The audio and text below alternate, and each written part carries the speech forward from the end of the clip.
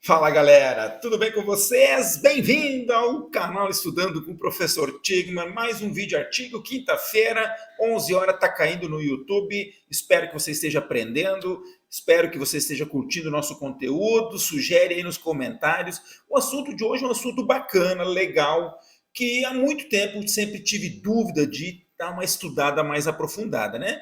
Você sabe que acima de tudo esse canal aqui é para trocar ideia, e fazer a galera estudar e conhecer um pouco mais a ciência. Então, estou trazendo uma meta-análise falando sobre os dilatadores nasais. Certamente você aí, quem é muito jovem, quem sabe não, mas a galera de 10 anos atrás, 7 anos atrás, houve um uso bastante potencializado dessa estratégia na perspectiva esportiva, né? Na perspectiva de melhorar o desempenho esportivo. Né? A gente sabe que esse dilatador ele é utilizado em algumas situações patológicas, né? Em caso de alguns desvios de septo, algumas necessidades aí clínicas, mas no esporte, né, a perspectiva era também, né, aumentar essa cavidade nasal, aumentar a capacidade de absorver oxigênio e, teoricamente, melhorar o seu rendimento. Esta era a proposta do material. Bem, vamos lá então, deixa eu trazer para vocês o artigo. Esse artigo aqui é um artigo de 2021, uma meta-análise, né, falando sobre até que ponto o dilatador nasal, né, qual é o comportamento desse dilatador nasal em atividades esportivas, né? Então é um grupo brasileiro da Federal de Minas Gerais, DINAR, de colaboradores, que publicaram aqui esse artigo nesta revista aqui. E vamos lá, então. Vamos lá. Inicialmente, né, entender que a ideia principal era aumentar o fluxo respiratório por meio da expansão da cavidade nasal, né?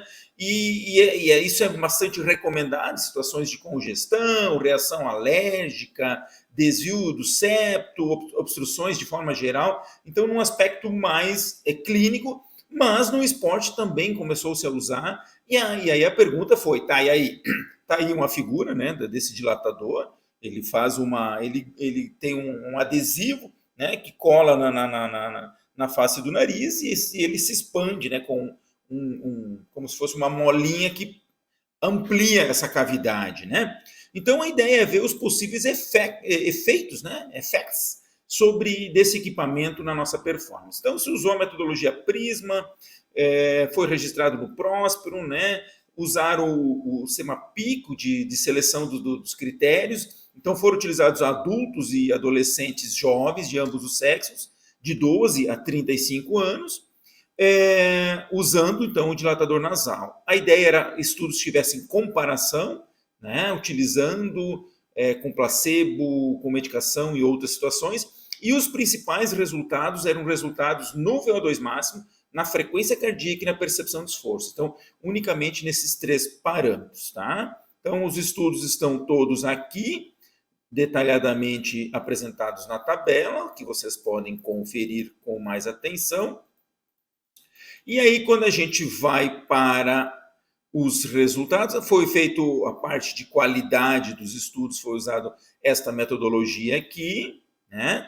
Nos resultados foram encontrados 19 artigos que se enquadraram nos critérios estabelecidos, utilizando ciclistas treinados, triatletas, na frequência cardíaca, triatletas, homens adultos treinados, adolescentes, homens e mulheres que faziam atividade física regular, também isso aí, tá? Então foram esses os estudos. Resultados, não esquece de te inscrever no canal, não te esquece de curtir, ativa as notificações, tá entendendo? Me dá uma força aí para nós continuar trabalhando aí. Vamos lá então. O que se encontrou na meta-análise? 9 estudos com 168 sujeitos nesses 9 estudos, em relação ao VO2 máximo, tá?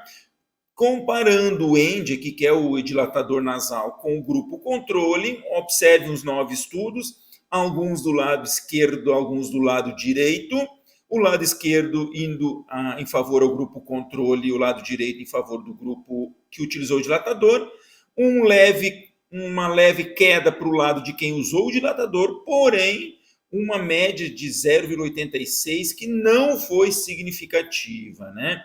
Não houve diferença significativa em favor ao uso deste equipamento no VO2 máximo. Quando a gente vai para as medidas de frequência cardíaca, tivemos 8 estudos, 138 sujeitos, também alguns estudos de um lado, outros do outro, e o losango aqui mostrando que praticamente no meio, ou seja, somando os estudos que foram a favor e os que foram contra, não houve diferença significativa. E por último, na percepção de esforço, também boa parte dos estudos indo quase em favor ao uso, né? Também, mas alguns não. E de novo, o losango beliscando a linha, ou seja, sem diferença significativa. Apenas 6 estudos, 92 sujeitos. Muito bem. Então, no VO2, na percepção e na frequência cardíaca, usar, não usar, não apresentou diferença. Aqui ele traz alguns dados a mais. Aqui uma coisa muito importante. A maioria dos estudos demonstrou um alto risco de viés na pesquisa, né? Ou com um risco desconhecido, né? Inclusive tem uma figura aqui, ó, mostrando a qualidade dos estudos, né? O verde é com qualidade boa, são 6 critérios, o amarelo é incerto, né? E o vermelho é com risco, ou seja, coisas inadequadas. Então, de forma geral, os estudos com esse tipo de técnica têm sido estudos que pecam na sua qualidade, né, de realização.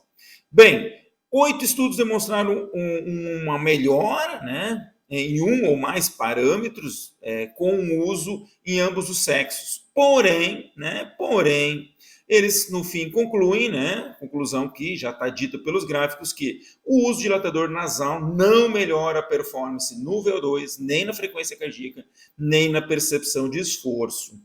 Ainda, um aspecto que foi mencionado aqui que é interessante, que possivelmente o dilatador nasal ajuda a conseguir alcançar um maior valor de parâmetros usando apenas a respiração nasal. Você consegue manter o exercício com mais intensidade usando apenas o nariz, sem a necessidade de usar a respiração via oral, né? Então, isso poderia ser uma coisa interessante.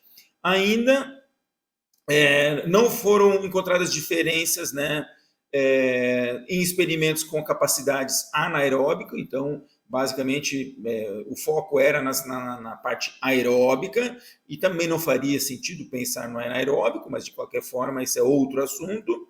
E uma coisa muito interessante que eles trazem aqui, eles dizem, ó, o uso de dilatador em esportes de alto nível tornou-se comum devido a sua ausência na listagem da Agência Mundial Antidoping, né? Então, assim, ele não é considerado doping. Então, a galera usou na perspectiva de conseguir melhorar esse rendimento, né? Que, podendo ser um resultado positivo e não sendo doping, para o atleta é interessante, né? Interessante também observar que não houve prejuízo na performance, né? Então, fica naquela, usar, não usar. Pode ser que para algum faça uma diferença, teria que ser feita uma avaliação interessante, uma avaliação individualizada com cada atleta. Ainda, aqui ele traz mais algumas coisas, além do VO2, esse estudo aqui mediu a ventilação máxima e a taxa de trabalho, e também não encontrou melhora na performance e na capacidade aeróbica, né? Então, ele cita alguns estudos específicos, um artigo bem bacana, sugiro a leitura, né, para cada um. Ainda, né, então, em relação à qualidade dos estudos, poucos estudos, baixa qualidade, pequena amostra, alguns sem placebo. Importante, a maioria dos estudos com estudos de pessoas jovens, né? E com a utilização de vários testes. Então, ainda temos que avançar nesse sentido. Então, como conclusão final, né? Apesar do dilatador ter um baixo custo e eles terem um baixo risco, né, e ser liberado pela UADA, né, a Agência Antidoping, a revisão que aqui encontrou que não houve melhoras no VO2, na frequência cardíaca e na percepção de esforço, né? Então, partindo dessa ideia, né, teria que ser feita uma avaliação mais individualizada para ver se você especificamente tem um benefício com isso. Ah, eu me sinto bem, eu curto usar, vou usar. Bem, a princípio não tem prejuízo, né? Mas pensando em performance, sempre é interessante fazer uma avaliação bem específica para garantir que essa tua percepção seja real, que realmente você ganhe com isso e não perca, quem sabe, alguns segundos, alguns minutos na sua performance esportiva. Tá? E assim, uma coisa importante pensar, né, gente? a parte respiratória nossa é a que menos limita desempenho aeróbico, né? A gente facilmente resolve o problema respiratório por meio da cavidade oral. Então, se você não consegue dar conta da respiração nasal, você usa a boca como forma de auxiliar nesse fluxo respiratório. E o nosso grande limitador do VO de capacidade aeróbica passa pelo transporte do sangue, né, oxigenado, sangue, artérias, veias, e a utilização desse oxigênio lá no músculo, mitocôndrias, enzimas e tudo mais. Então, a parte respiratória não é fator decisivo e eu acho que essa meta-análise vem ao encontro, né, concordando com essa ideia. Certo? Espero que tenha gostado. Valeu, tudo de bom para vocês. Tamo junto. Valeu!